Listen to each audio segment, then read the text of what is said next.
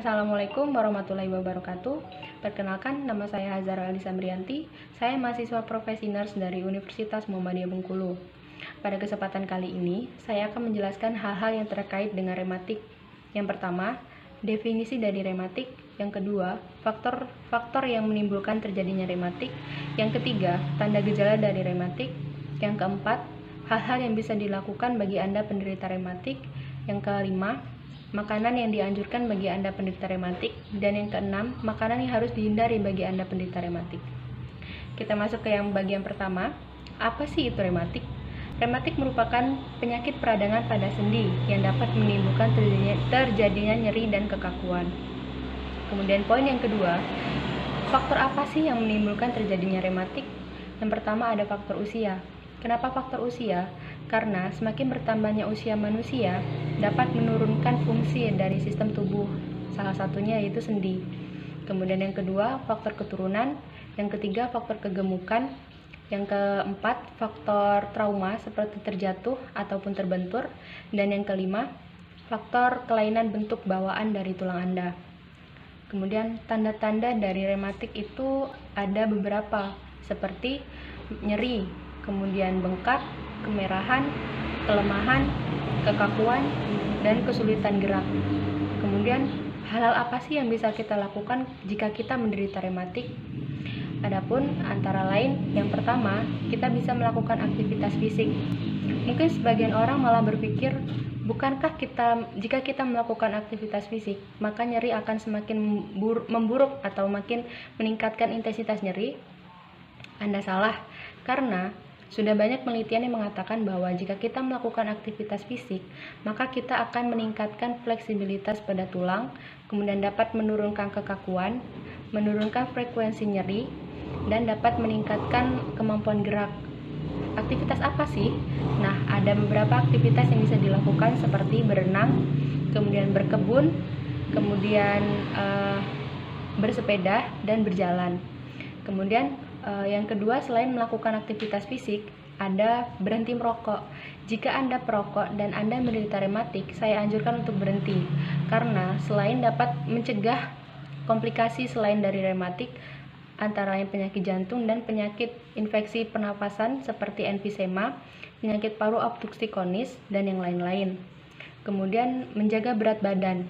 Kenapa berat badan? Karena jika berat badan manusia melebihi batas normal atau bisa dikatakan obesitas, dapat meningkatkan beban pada sendi Anda, sehingga dapat memperburuk rematik yang Anda derita.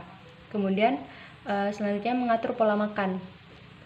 Pola makan seperti apa?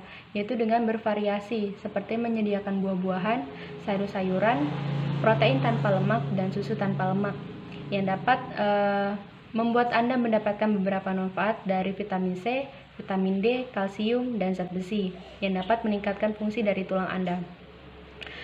Selanjutnya yaitu dengan menghindari trauma pada sendi, yaitu usahakan untuk tidak memposisikan sendi pada posisi yang sama dan dalam jangka waktu yang lama. Maka jika itu sudah dilakukan, maka segeralah bergerak dan lenturkan sendi-sendi Anda agar tidak kaku. Kemudian apabila Anda sedang melakukan aktivitas seperti bekerja, maka berhentilah sebelum Anda merasa lelah. Itu juga dapat mengurangi nyeri pada rematik apabila nanti kambuh. Yang selain itu, Anda juga bisa mandi air hangat apabila Anda sedang kambuh rematiknya, karena dapat meningkatkan relaksasi pada sendi Anda dan juga dapat membuat Anda merasa lebih nyaman.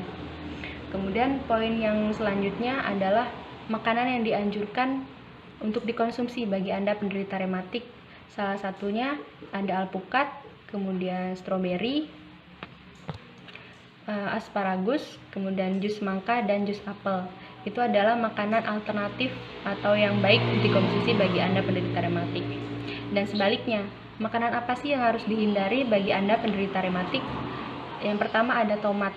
Kenapa tomat? Karena pada biji tomat mengandung banyak asam urat yang jika terakumulasi dapat memperburuk rematik yang Anda derita.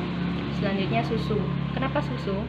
Karena pada susu banyak mengandung purin yang jika terakumulasi pula, maksudnya semakin banyak urin yang tertimbun dalam tubuh Anda, maka dapat memperburuk rematik yang Anda derita. Selanjutnya, ada ikan bertempurung seperti kepiting. Nah, pada kepiting ataupun ikan bertempurung lainnya mengandung banyak fosfor yang jika terakumulasi dapat menimbulkan peningkatan pada asam urat yang Anda derita. Selanjutnya ada daging merah. Pada daging merah juga terdapat fosfor yang apabila itu tertimbun semakin banyak, maka semakin banyak pula kalsium yang hilang pada tubuh Anda. Selanjutnya ada minyak sayur seperti minyak nabati antara lain kedelai dan bunga matahari, karena pada makanan-makanan tersebut mengandung lemak omega 6 yang dapat memperburuk peradangan Anda. Selanjutnya ada gula.